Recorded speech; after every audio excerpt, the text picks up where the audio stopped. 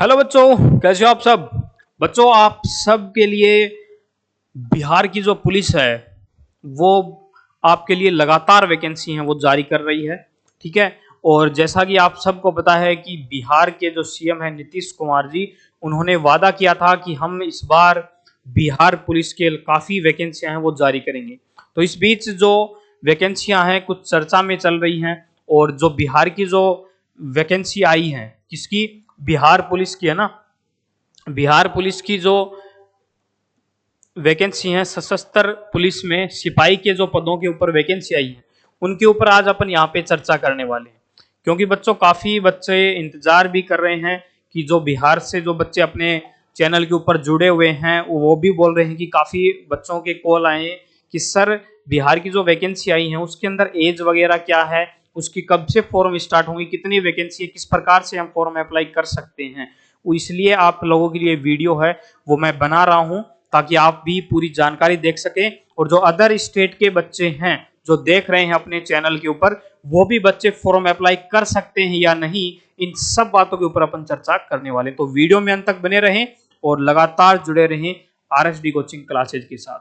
बच्चों, बिहार पुलिस के अंदर है ना जो वैकेंसी आई है, बिहार पुलिस में जो वैकेंसी आई है आपकी सशस्त्र पुलिस एवं सिपाही की वैकेंसी है ना। इसके अंदर आपकी कुल जो वैकेंसी है 19,838 वैकेंसी है। कौन कौन से डिपार्टमेंट की है उसके ऊपर अपन बात करते हैं ना आगे। वैकेंसी की अगर बात करें कैटेगरी के हिसाब से, देखो इसके अंदर है ना वैकेंसी की, इसके अंदर अगर अपन बात करें यूआर यानी कि जो जनरल कैंडिडेट्स हैं, यूआर की कितनी वैकेंसी है इसमें, टोटल जो पोस्ट है वो 7,935 वैकेंसी है।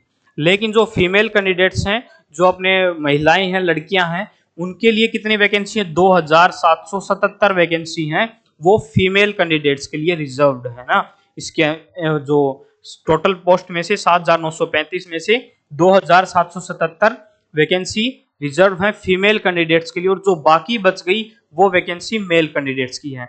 ईडब्ल्यूएस से जो बच्चे फॉर्म अप्लाई करेंगे उनके लिए 1983 वैकेंसी है, 694 वैकेंसी फीमेल कैंडिडेट्स की है। ठीक है। एससी की बात करें, अनुसूचित जाति है, टोटल वैकेंसी है 3174 वैकेंसी है, और 1111 वैकेंसी किसकी है प्यारे बच्चों, फीमेल कैंडिडेट्स के लिए है। ठीक है। एसटी की बात करें तो 199 वैकेंसी है और महिलाओं की 70 वैकेंसी है। ठीक है। एबीसी जो अन्य पिछड़ा, बिल्कुल ही पिछड़ा वर्ग आता है, उसके लिए 3571 वैकेंसी है और 1250 वैकेंसी महिलाओं के लिए है। ठीक है। बीसी जो पिछड़ा, उससे भी पिछड़ा वर्ग है, 2381 वैकेंसी है और 815 फीमेल कैंडिडेट्स की हैं। और बीसीडब्ल्यू जो है पिछड़े वर्गों की महिलाएं जो हैं उनके लिए 595 वैकेंसी है। ठीक है। वर्गों की महिलाएं हैं, टोटल वैकेंसी कितनी है, 595 है। तो ये जो थी बच्चों आपकी पूरी जो वैकेंसी के बारे में जानकारी थी, है ना। अब इसमें देखो अपन बात करते हैं आपकी जो वैकेंसी है वो तो हो गई है ना। अब इसके अंदर आपकी आयु की जो प्रोसेस है वो क्या होगी उसके ऊपर भी अपन चर्चा करेंगे। और आपकी जो क्वालिफिकेशन है वो क्या होगी, आप फॉर्म जब अप्लाई करोगे उसके अंदर जो लास्ट डेट है, कब है आपके फॉर्म स्टार्ट होंगे, उसके ऊपर अपन बात करते हैं ना। उसके अंदर अगर अपन बात करें, आपके जो ऑनलाइन फॉर्म है बच्चों वो 18/3/2025 यानी कि 18 मार्च से आपके फॉर्म ऑनलाइन स्टार्ट हो जाएंगे, 18 मार्च 2025 से। बच्चों वैकेंसियां हैं वो काफी आ रही हैं, बस तैयारी है वो आप लोगों को करनी है। किस प्रकार से करनी है वो हम बताएंगे, आरएसडी की पूरी टीम बताएगी। बस आप हमसे लास्ट तक जुड़े रहें, लगातार प्रयास करते रहें। ठीक है। ऑनलाइन आवेदन की अंतिम तिथि क्या है, 18/4/2025 यानी कि 18 अप्रैल 2025 आपकी इसके अंदर लास्ट डेट जो है वो रहने वाली है। ठीक है। फिर इसके अंदर देखो अपन बात करते हैं आगे, आवेदन शुल्क वगैरह है कितने रहेगी, क्या नहीं रहेगा, वो सब चीजें और देख लेते हैं।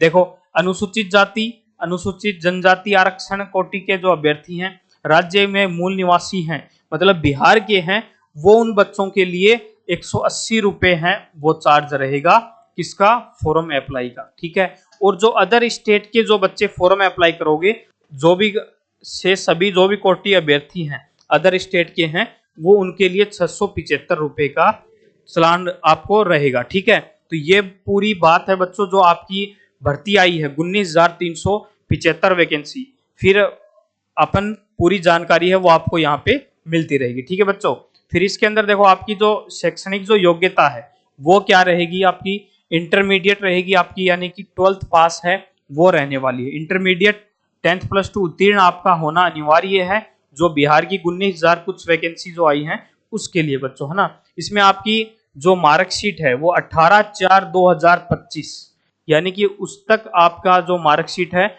वो आपके पास बाई हैंड होना चाहिए। जिन बच्चों की अभी 10th 12th की एग्जाम हो चुकी है पहले बिहार के अंदर, तो वो उन बच्चों की अगर मार्कशीट आ गई है तो वो बच्चे इसमें फॉर्म अप्लाई है वो कर सकते हैं। ठीक है, फिर अपन इसमें आगे बात करते हैं। देखो बच्चों, आयु सीमा की अगर अपन बात करें,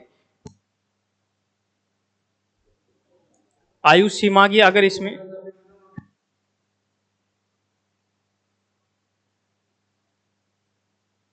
आयु सीमा की अगर इसमें अपन बात करें, देखो यूआर जो कैंडिडेट हैं जनरल गैर आरक्षित जो क्षेत्र से आते हैं उनके लिए जो एज है वो क्या रहेगी, 18 से 25 साल आपकी एज रहेगी। ठीक है, ईडब्ल्यूएस जो कैंडिडेट्स हैं, ठीक है, आर्थिक रूप से जो कमजोर वर्ग के जो लोग हैं उनके लिए 18 से 25 आपकी एज रहेगी। एससी के जो कैंडिडेट्स हैं अनुसूचित जाति के, उनके लिए 18 से 30 साल आपकी एज रहेगी।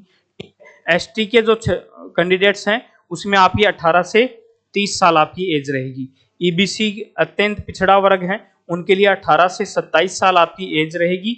फीमेल कैंडिडेट्स की 18 से 28 साल आपकी एज रहने वाली है। बीसीडब्ल्यू है जो महिलाएं हैं उनके लिए 18 से 28 साल आपकी एज रहेगी। बच्चों काफी एज में छूट है, क्योंकि 18 से लेकर के आपकी ये माने तो 25 साल तक तो उन लोगों की है जो अदर स्टेट वगैरह से आते हैं, जो कमजोर पिछड़ा वर्ग है, SC ST EWS है उनके लिए। ठीक है, और जो है उनके लिए देखो 18 से लेकर के आपकी 30 साल तक की एज दी गई है ना।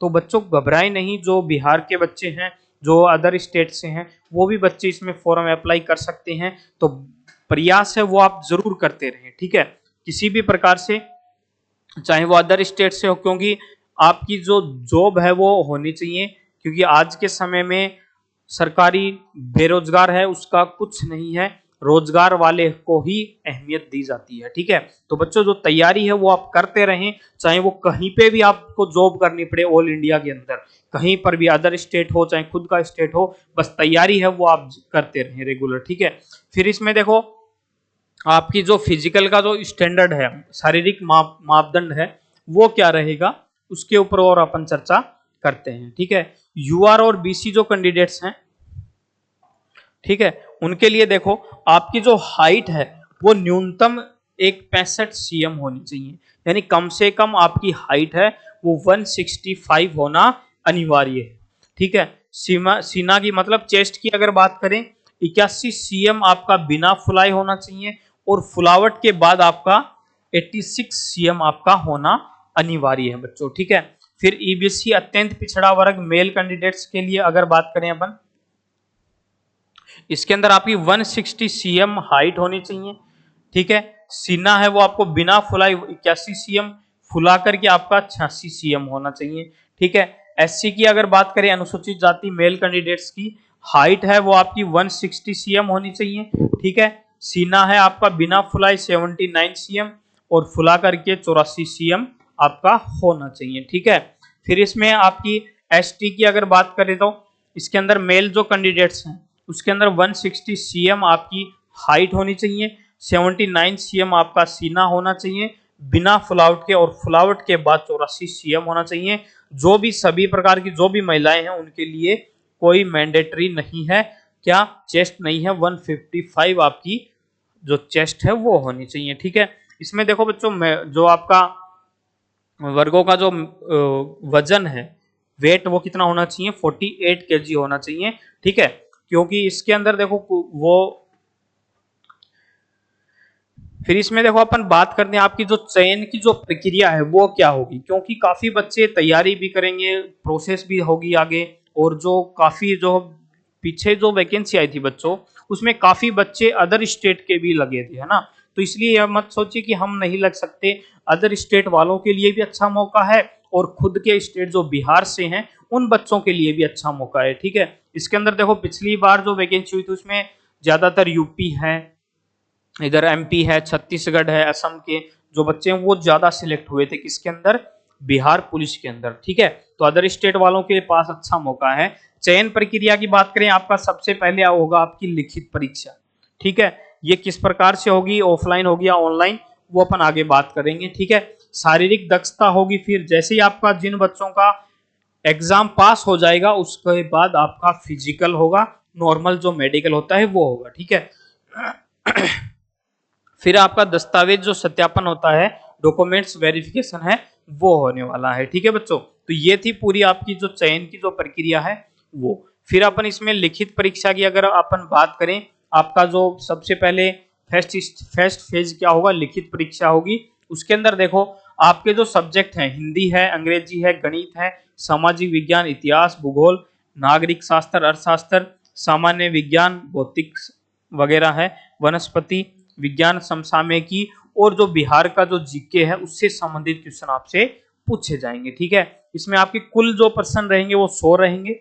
अधिकतम जो अंक का जो आपका पेपर रहेगा 100 नंबर का, यानी एक क्वेश्चन 1 नंबर का हो गया। समय है वो आपके पास 2 घंटे का रहेगा, यानी कि 2 होवर का आपके पास टाइम मिलेगा। ठीक है, जो आप तैयारी कर रहे हो बच्चों वो आपके लिए महत्वपूर्ण है। क्यों? क्योंकि सभी भर्तियां हैं उनमें ये मान के चलो साइंस है वो सेम है, मैथ सेम है, रीजनिंग सेम है, बस उसका जीके है वो थोड़ा सा अलग हो जाता है। लेकिन इंडिया जीके ऑल इंडिया की जितनी भी भर्तियां हैं उन सब में पूछा जाता है।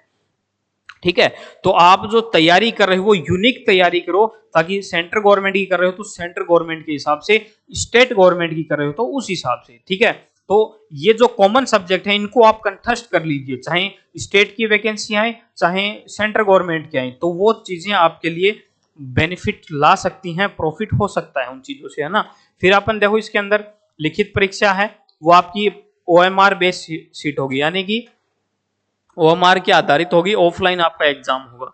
लिखित परीक्षा 30% से कम अंक प्राप्त करने वाले अभ्यर्थी शारीरिक दक्षता परीक्षा के लिए असफल होंगे, यानी कि 30% नंबर आपको लाना अनिवार्य होगा, अन्यथा आपको फिजिकल के लिए नहीं बुलाया जाएगा। ठीक है, लिखित परीक्षा में प्राप्त अंकों के आधार पर यथासंभव विज्ञप्ति रिक्तियों को प्रत्येक कोटि के लिए 5 गुना अभ्यर्थी, यानी कि लिखित परीक्षा जब होगी आपकी उस समय 5 गुना अभ्यर्थियों को बुलाया जाएगा, किसके लिए, फिजिकल के लिए। ठीक है, 5 गुना अभ्यर्थी है वो उनको बुलाया जाएगा। ठीक है, लिखित परीक्षा और अंतिम मेध सूची आधार नहीं होगी, क्योंकि लिखित परीक्षा केवल शारीरिक दक्षता परीक्षा के लिए होगी। ठीक है, ओनली फॉर क्वालिफाइंग होगी बच्चों आपकी लिखित परीक्षा, और आपकी ये जो फाइनल जो लिस्ट बनेगी उसके आधार पे आपकी वो सब चीजें काउंटिंग होगी, आपकी एग्जाम की प्रोसेस, फिजिकल की प्रोसेस, वो सब चीजें आधारित रख करके आपको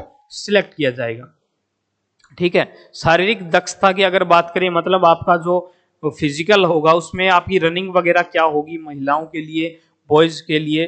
ठीक है, वो सब चीजें देखते हैं। दौड़ अगर अपन बात करें, देखो आपकी रनिंग है उसके लिए आपको अधिकतम कितने अंक रहेंगे, 50 अंक आपके दौड़ के रहेंगे। ठीक है, इसके अंदर अगर पुरुषों की बात करें, है ना, पुरुषों की बात करें 5 मिनट से कम समय के अंदर जो बच्चे आएंगे उनको 50 अंक मिलेंगे। ठीक है, इसके अंदर देखो टोटल रनिंग कितनी रहेगी, 1.6 किलोमीटर। कितनी रहेगी, 1.6 किलोमीटर, यानी कि 1600 मीटर आपकी है वो रनिंग रहेगी। इसके अंदर अधिकतम समय 6 मिनट रह सकता है। इसमें टाइमिंग के हिसाब से आपको जो मार्क्स हैं वो रहेंगे। ठीक है, अगर 5 मिनट से कम समय में आप बच्चों रनिंग कंप्लीट करते हो तो आपको 50 अंक मिलेंगे। ठीक है, 5 मिनट से 5 मिनट 20 सेकंड तक करते हो तो आपको 40 अंक मिलेंगे। ठीक है, 5 मिनट 20 सेकंड से लेकर के 5 मिनट 40 सेकंड के बीच में आप अगर क्वालिफाई करते हो रनिंग तो आपको 30 अंक दिए जाएंगे। 5 मिनट 40 सेकंड से अधिक एवं 6 मिनट के बीच में अगर आप रनिंग कंप्लीट करते हो तो आपको 30 अंक फिजिकल के हैं वो दिए जाएंगे। ठीक है, फिर इसमें देखो 6 मिनट से अधिक समय लेने वाले पुरुष अभ्यर्थियों को असफल घोषित कर दिया जाएगा। मतलब 6 मिनट से अधिक अगर आपने समय लिया तो आप वहां से बाहर कर दिए जाओगे, उस भर्ती से नॉन क्वालिफाई हो जाओगे, असफल कर दिए जाओगे। ठीक है, महिलाओं के लिए अगर फिजिकल की अपन बात करें, देखो इसमें महिलाओं के लिए अगर इसमें बात करें, महिलाओं के लिए 1 किलोमीटर की रनिंग होगी। ठीक है, अधिकतम समय 5 मिनट रहेगा। ठीक है, 4 मिनट से कम समय में जो महिलाएं रनिंग कंप्लीट करेंगी उनको 50 अंक दिए जाएंगे। 4 मिनट से लेकर के 4 मिनट 20 सेकंड के बीच में जो बच्चे क्वालिफाई करेंगे उनको 40 अंक। 4 मिनट 20 सेकंड से 4 मिनट 40 सेकंड के बीच में जो बच्चे क्वालिफाई करें उनको 30 अंक दिए जाएंगे।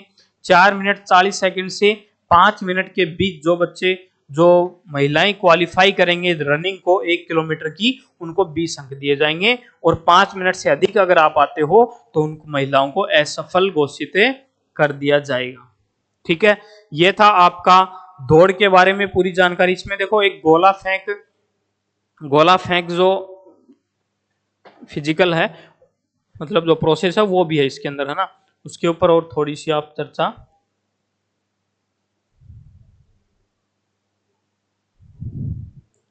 कर लेते हैं बच्चों, है ना।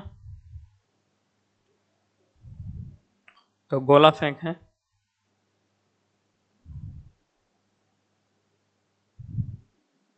देखो इसके अंदर देखो आपकी जो गोला फेंक जो है उसके अंदर आपके अधिकतम कितने अंक रहेंगे, 25 अंक रहने वाले हैं। कितने रहेंगे बच्चों, 25 अंक है वो रहेंगे अधिकतम। ठीक है, अधिकतम कितने अंक रहेंगे, 25 रहेंगे, यानी गोला फेंक का जो अंक है वो आपको 25 नंबर रहेंगे। पुरुषों के लिए अगर बात करें 16 पाउंड का है वो वजनेदार गोला होगा जिसको 16 फीट फेंकना होता है। ठीक है, अगर आपने 16 फीट से 17 फीट के बीच में अगर फेंका तो आपको 9 अंक मिलेंगे। ठीक है, और अगर आपने 17 फीट से 18 फीट तक का अगर फेंका तो 13 अंक मिलेंगे। अगर आपने 18 फीट से 19 फीट के बीच में उस गोले को फेंका तो 17 अंक मिलेंगे। 19 फीट से 20 फीट तक फेंकते हो तो 21 अंक मिलेंगे। और 20 फीट से ज्यादा अगर आप फेंकते हो तो उसमें आपको 25 अंक मिलेंगे। और जो बच्चियां 16 फीट से कम फेंकेंगे उनको बाहर कर दिया जाएगा, भर्ती से असफल घोषित कर दिया जाएगा। ठीक है, फिर इसमें देखो महिलाओं के लिए अगर फिजिकल की अपन बात करें, उसके देखो प्रोसेस क्या होगा। महिलाओं के जो 12 पाउंड का है वो गोला होगा। ठीक है, जिसमें 12 फीट का जो दूरी है वो दी जाएगी। 12 फीट से 13 फीट के अंदर जो महिलाएं गोले को फेंकेंगे उसको 9 अंक दिए जाएंगे। 13 फीट से 14 फीट के बीच में जो फेंकेंगे उनको 13 अंक दिए जाएंगे। ठीक है, 14 फीट से लेकर के 15 फीट के बीच में जो महिलाएं गोले को फेंकेंगे उनको 17 अंक दिए जाएंगे। 15 फीट से लेकर के 16 फीट के बीच में जो फेंके उनको 21 अंक। 16 फीट से ज्यादा अगर फेंकते हो तो आपको 25 अंक दिए जाएंगे। ठीक है, तो ये थी आपकी पूरी प्रोसेस किसके बारे में, गोला फेंक की बच्चों, है ना। अब इसमें देखो ऊंची कूद वगैरह है, उसके ऊपर और चर्चा कर लेते हैं। ठीक है, ऊंची कूद आपकी क्या रहेगी, अधिकतम 25 अंक का आपका ऊंची कूद का प्रोसेस रहेगा। अगर आप 4 फीट की ऊंची कूद लगाते हो तो 13 अंक मिलेंगे आपको। 4 फीट 4 इंच लगाते हो तो 17 अंक मिलेंगे आपको। 4 फीट 8 इंच अगर आप लगाते हो तो 21 अंक मिलेंगे।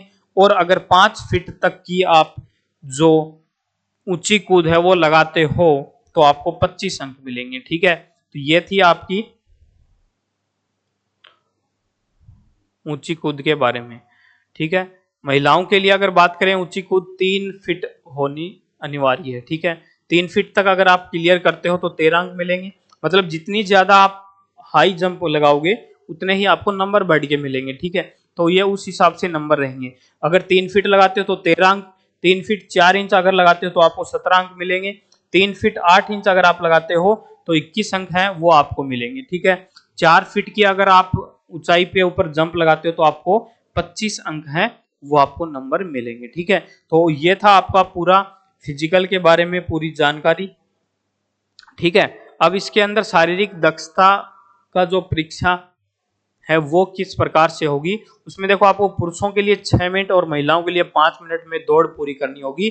ठीक है, जो गोला फेंक है वो अथवा ऊंची कूद है वो भी आपको न्यूनतम मापदंड के अनुसार आपको वो सब चीजें क्लियर करनी होंगी। ठीक है, तो ये चीजें हैं आपके लिए मैंडेटरी हैं। दौड़ है आपका गोला फेंक है, ऊंची कूद है, लंबी कूद है, ये सब चीजें क्वालिफाई करने के बाद आपकी फाइनल लिस्ट है वो जारी होगी। उस हिसाब से आपका सूची के अंदर नाम है वो दिया जाएगा। देखो यहाँ पे दिया गया है कि लिखित परीक्षा मेधा सूची का आधार नहीं होगी। ठीक है, लिखित परीक्षा केवल शारीरिक दक्षता परीक्षा एवं दस्तावेज सत्यापन के लिए अर्ह है। ठीक है, सिपाही के पद पर नियुक्ति हेतु चयन के लिए लिखित परीक्षा, शारीरिक दक्षता परीक्षा एवं दस्तावेज सत्यापन के सफल अभ्यर्थियों के लिए मेधा सूची, शारीरिक दक्षता परीक्षा अधीन तीनों संप्रदायों में अगर आप क्वालिफाई करोगे तो ही आपको ज्वाइनिंग है वो दी जाएगी, तो ही आपकी फाइनल लिस्ट है वो जारी होगी और उस हिसाब से ही आपको जो ज्वाइनिंग वगैरह है, जो भी आपकी जो सिलेक्शन है वो होने वाला है। ठीक है, तो ये नहीं कि हमारा भाई साहब पेपर पास हो गया तो हम तो जॉब लग गई, नहीं, कुछ नहीं है। उसके साथ साथ आपका मेडिकल का जो प्रोसेस है जो हर डिपार्टमेंट में होता है उस हिसाब से होगा। ठीक है, जो नजदीकी आपका हॉस्पिटल होगा वहां से आप इसके अंदर आप लिखवा सकते हो।